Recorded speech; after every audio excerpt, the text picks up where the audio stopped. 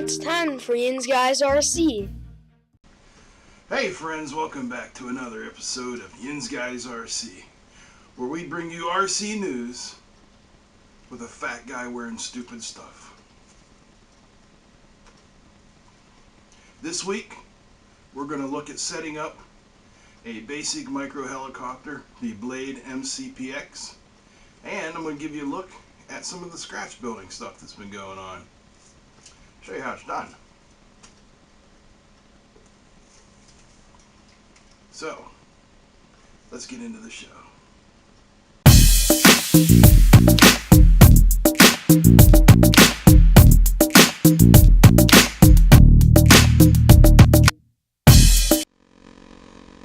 Hey guys, here we go. We're going to look at basic helicopter programming. This is on a DX8, so depending on what radio you use, it could be very similar to this, it could be very different than this, but this will at least give you an idea of what's required. Now the helicopter we're going to program for is the Blade MCPX. It's a micro with a motor driven tail and no adjustable gyros, but we'll go over some of those settings anyway, just so you can see what's going on. Now if you look here, you can see that says Vegan. That is not for this. So I'm just going to enter my aircraft select, and we'll go here with number 20.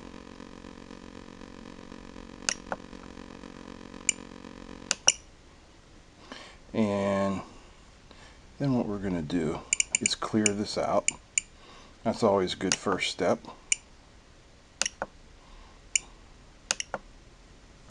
And then go back to the beginning. Model type, helicopter.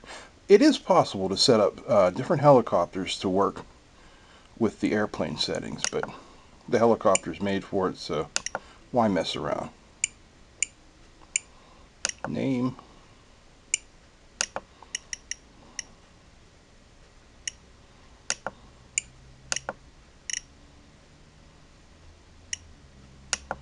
You have to pardon me. I'm looking through the camera, looking at the radio. Yeah, it's a little hard on my eyes.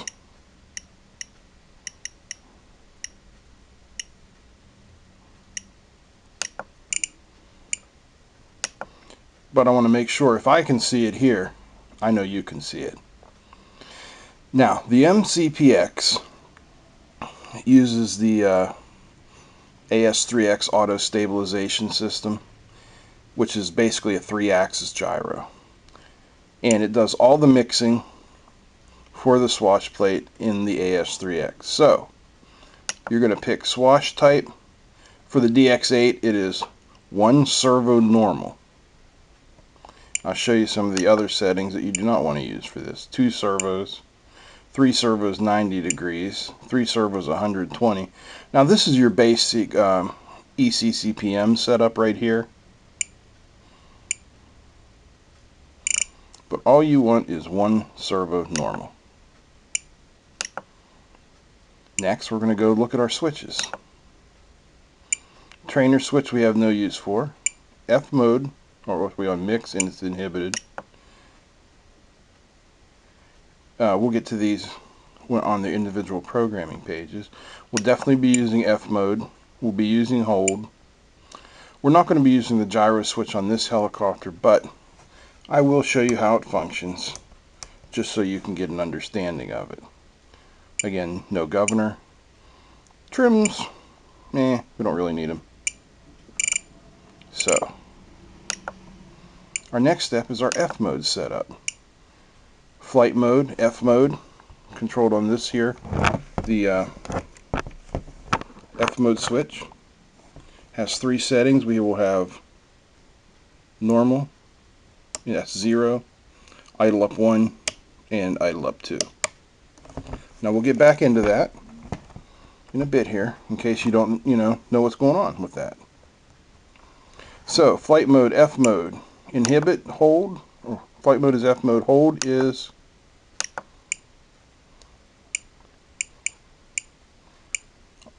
hold. See how easy that is? Now what that does is that basically activates this switch back here, your hold switch. Position 0 is on, position 1 is hold. Again, your radio may be different, or it may be very similar to this. Those are your trim steps. You don't need to mess with them. We're not copying anything. Warnings, telemetry.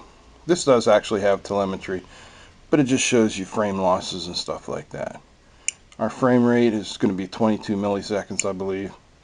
We're not using any trainer. We don't need to change anything here. So everything is good from this screen, which is the system setup screen. And now, those are the alarms because my hold was in hold mode. And it'll give you the same alarm if your F mode is in idle up 1 or idle up 2 or your throttle is up. And it won't engage any radio control until you set those things correctly. So now you can see we have the MCPX selected. And we're going to go to our servo setup just to make sure everything is copacetic. I'm not going to really mess with anything here, but just show you.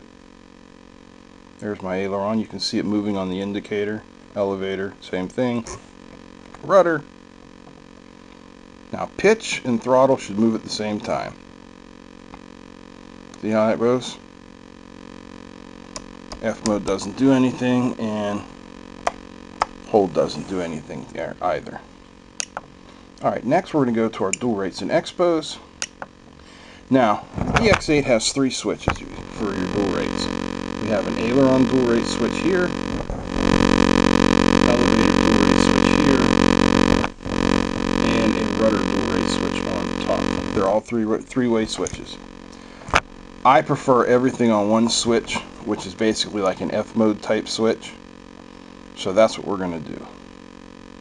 Alright, my switch, I put them all on this switch right here, the aileron switch, is in the complete down position, which is for me the lowest. So I'm going to set my dual rate at the lowest setting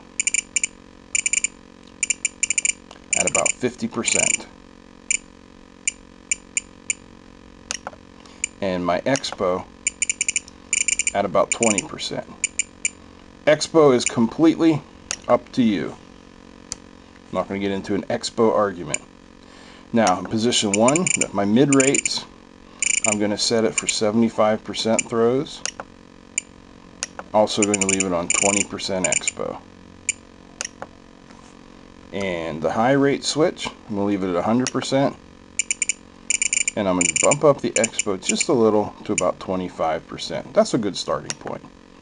Now I'm going to go back up here, select aileron, and now I want to do the elevator. So before I flip any switches, I come down here to the bottom on this switch select and tell it to put it on the aileron dual rate. Now we can do the same thing. 100, 25. You'll notice I'm going down this time instead of up. 125. That's high rate. Mid rate, you want to set them all the same. 75, 20.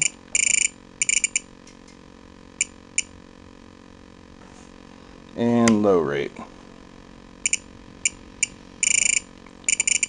20 on the expo. 50 on the rate.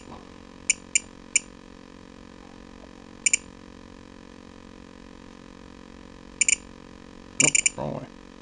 Oh, right way.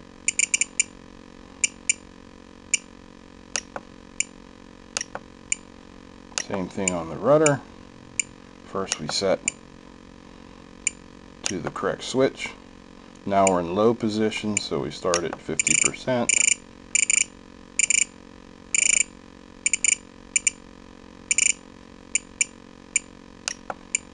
Expo at 25.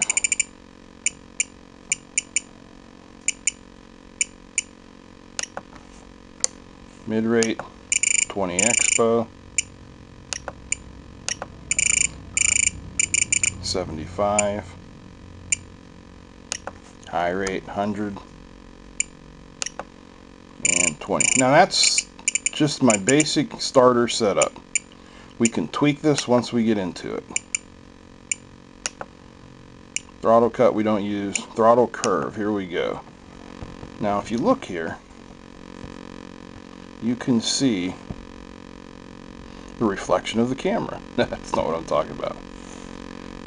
You can see normal, idle up 1, idle up 2, and hold. And down here you can see your curve. Low, 25% throttle, 50% throttle, 75% throttle, and high throttle. And also some weird throttle expo. I don't know what that is. I don't use it. So for our low throttle, it's just going to be linear. How about that? Whoops, wrong button. There's our normal mode throttle, and we're just going to leave it there. Idle up 1, we're going to leave it there. Idle up 2, we're going to leave it there. Hold is all zeros. See, this thing already knew what I wanted to do. You want your throttle to be the same across all ranges. Next, our pitch curve. Again, you see we have normal mode, idle up 1, idle up 2, hold, and the same 5-point curve. Now here's what we're going to do. We're going to start in normal mode. We're going to take our low rate and bump it to about 30%. And then our mid rate we're going to go to say 45%.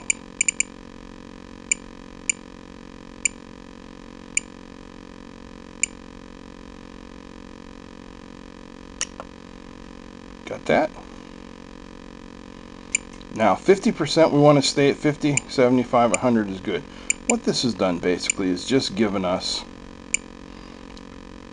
less negative pitch in normal mode, so you don't slam the helicopter down so much.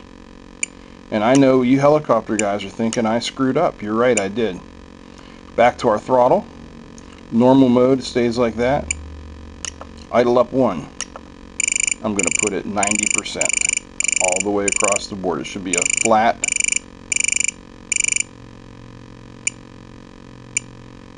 curve. It should be a flat curve. We also like to call that a straight line.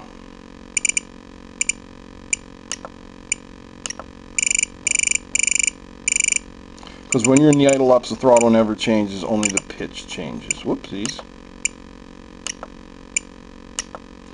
Again, these are all things that can be adjusted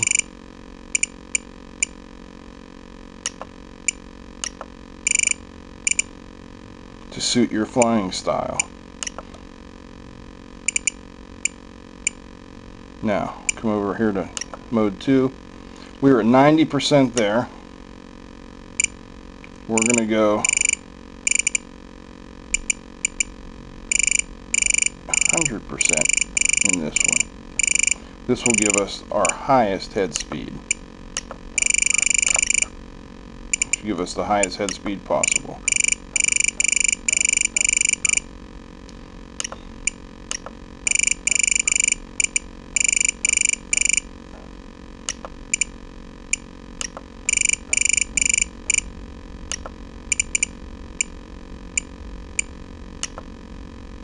Pitch curve is good. We don't have a gyro on here, so it's inhibited. Governor we don't use. Tail curve mixing, range test, timer. I'm going to set the timer for 5 minutes. Actually, I'm going to set it for 4. I like it to vibrate along with my tone. And we will start it on throttle out, more than 25%. This is just our monitor. So what you should see here, pitch and throttle moving at the same point, unless I'm in hold, in which case throttle should stay the same, and pitch changes. Then if we go into flight mode 1, now you can see where our throttle is locked up there at 90%, and our pitch changes, and idle up 2, throttle is at 100%, and nothing else changes. Our pitch stays the same. So those are all our settings.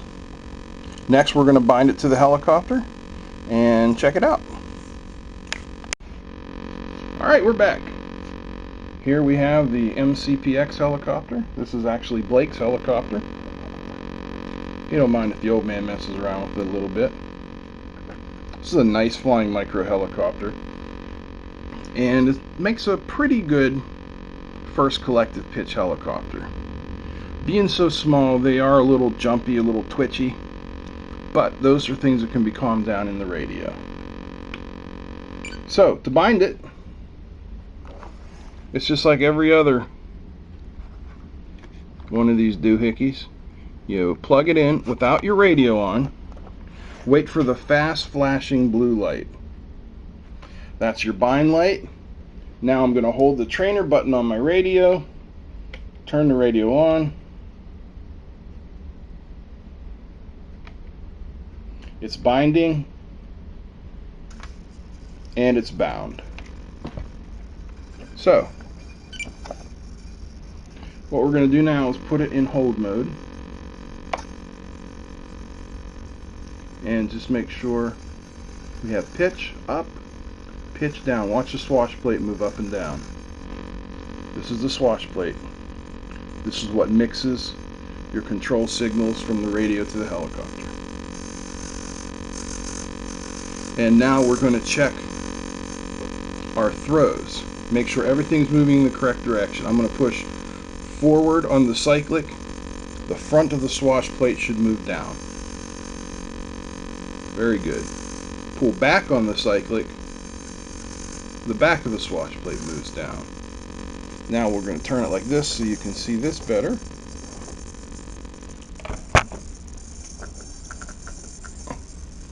Again, keep your eye on the swash plate. As I turn it right, it tilts to the right, left, it tilts to the left. So there's a basic setup. Everything is right. I'm going to take it out of hold mode. We're still in normal mode. And our blades go to their lowest position. Now let's give a little spool up here.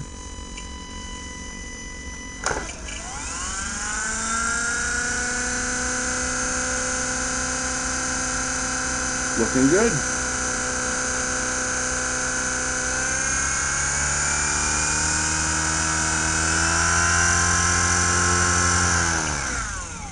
I'm going to check the hold switch.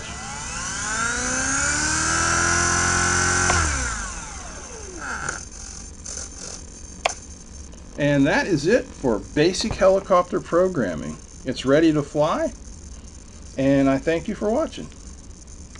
Alright guys, this is the last part of our programming for today. And what we're going to be talking about is some of the scratch building I've been working on. This plane here you're going to see, this plane you are going to see here is my take of a Shorts 360 cargo plane. If you don't know what a Shorts is, it's a cargo plane. Duh. It's got a high wing, it's got struts. I believe it has a T-tail, but I'm not doing a T-tail because I want rudder. I like rudder, and you should too. So I'm going to do a standard tail. Got it? Alright, so here's the body. Let me get this out of the way for a moment. This is the front left side. This is the rear left side. And they shall hook together something along these lines once I trim off the bottom on the front piece there, giving us about a 60-inch long box. Once I put the the top and the bottom on. Now, to build the wing, I'm not using a flat plate wing for this. I'm using an actual airfoiled curved wing. This is the Clark Y airfoil that I'm using for this wing, and if you look on there you get a nice look at the profile of the wing. How did I build this, you ask? I'm glad you asked, because I'm about to show you. I started out by printing out the Clark Y airfoil wing shape. rib shape. Then I traced it onto rib template. Then I cut out many ribs.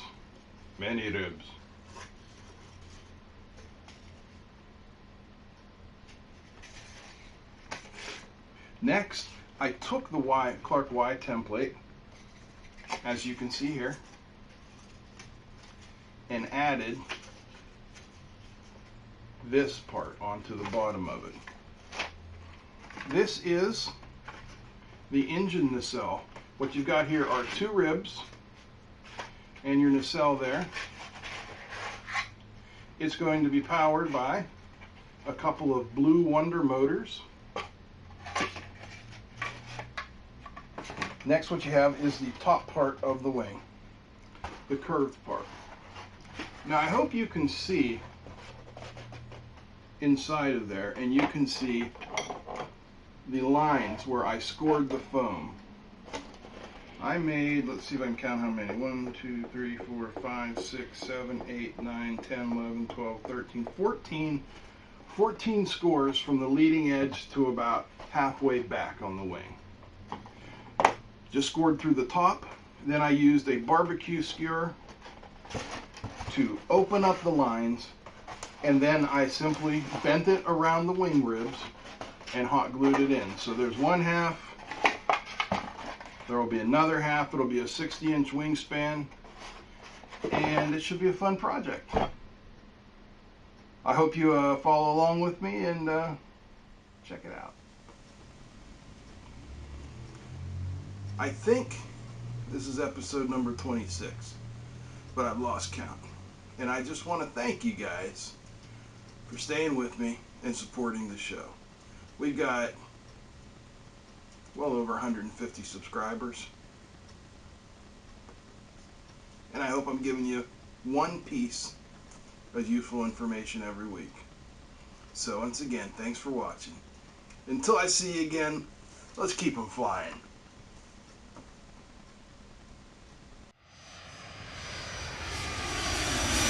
Thanks for watching. Get out of here.